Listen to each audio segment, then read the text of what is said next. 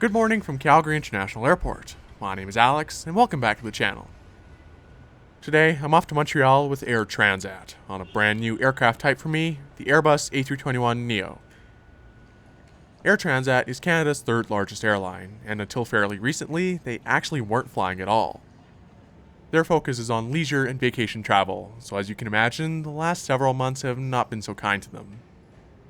They also don't have much of a domestic network, so starting in April, they actually suspended operations for nearly 4 months. As part of their relaunch, they had some very enticing one-way fares between Calgary and Montreal, with said A321neos. Now that's actually pretty significant, because Air Transat is the only operator of any Airbus A320neo family aircraft in the entire country, since Air Canada, WestJet, and Sunwing all went with Boeing. With all the appropriate personal precautions in place, I thought it was worth a shot, to fly Canada's only Neo and to see how Air Transat is handling COVID flying. Waiting at gate B36 was my aircraft for today, a 1-year-old Airbus A321neo, registered as Charlie Golf Oscar India Echo. This was Air Transat's first Airbus A321neo, delivered to them in April 2019, and by definition, this is also Canada's very first Neo as well. Now, this is where the name gets strangely complicated. For all intents and purposes, it is an A321neo according to the Canadian Civil Aircraft Register. However, it's a longer range variant that Airbus markets as the A321LR. For further confusion, Air Transat calls it the A321neo LR, so I guess all three names are still accurate somehow. Regardless of what you call it, Air Transat ordered 15 of these to replace their aging Airbus A310s, which were sadly retired earlier this year, just weeks after I flew it myself. Now obviously it's not the perfect one-for-one replacement, going from a short wide body to a long narrow body, but I am curious to check it out. Unlike WestJet and Air Canada, Air Transat actually boarded the aircraft from back to front, to minimize people walking by. I only had to remove my mask for photo ID purposes, but I was kinda surprised that they weren't doing temperature checks at any point. That said, CATSA did start doing those at security for every traveler leaving Calgary just a few days after this flight. Hi, how's it going? Well, thank you.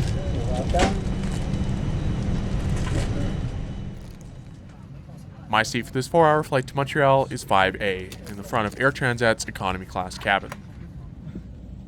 Air Transat's A321neos have a fairly generous 31 inches of pitch. For someone who's 6'8", that doesn't look quite so generous, but it's just fine for this domestic flight. The engine view here though is fantastic. The legroom in the window seat is slightly reduced thanks to this IFE box, but there's also a universal power outlet. These seats are quite similar to those on Transat's A330 fleet, although much less narrow. The headrests are adjustable too. There's also quite the large seat back pocket with plenty of space for a water bottle. As I boarded, the crew gave me one of Air Transat's traveler care packages, which I'll take a look at later on.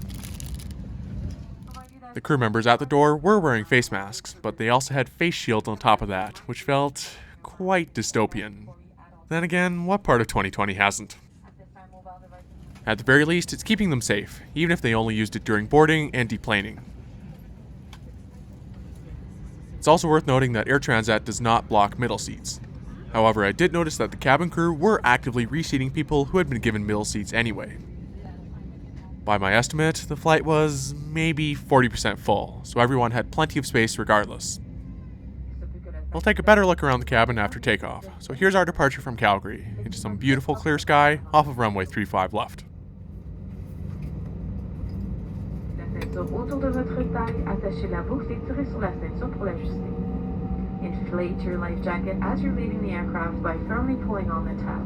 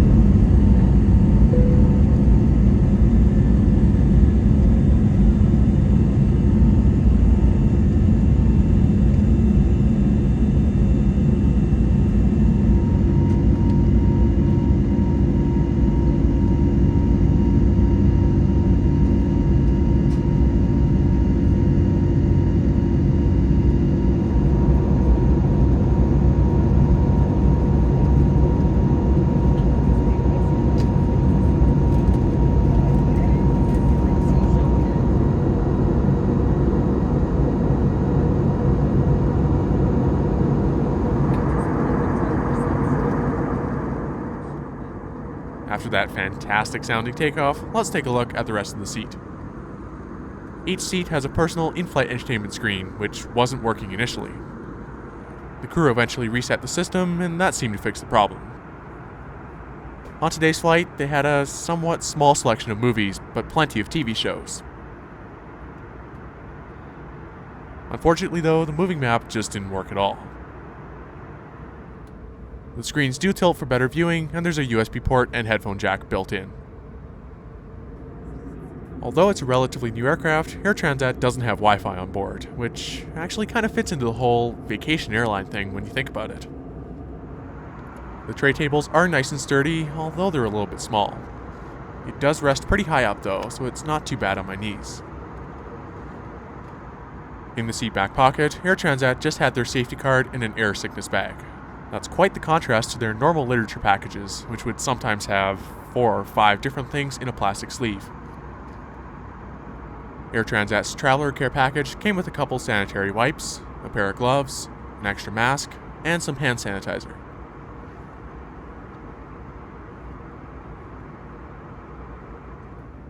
On today's flight, I was pleasantly surprised to see an actual buy on board service. I ended up buying a turkey sandwich and a can of Pringles, and they handed out free bottles of water as well. I did like how the sandwich was packaged, in terms of being able to eat it without having to touch it, and it was pretty tasty. Although they didn't have printed menus, they had one on the IFE system. For the record, you are allowed to remove your mask briefly, only for eating and drinking. Although the selection was slightly limited, it was refreshingly normal to pay far too much for airplane food again. For a 1-year-old aircraft, the cabin still looked immaculate. As this was a daytime flight, we unfortunately didn't get to experience Transat's classic purple mood lighting. Air Transat seats 199 people on their Airbus A321neos in a 2-class configuration. At the front are 3 rows of Club Class, which is essentially Air Transat's premium economy in a 2-2 configuration. Club Class on this flight, though, was completely empty, and the cabin crew were using it to relax. Economy Class makes up the rest of the aircraft, with 187 seats in the usual 3-3 configuration.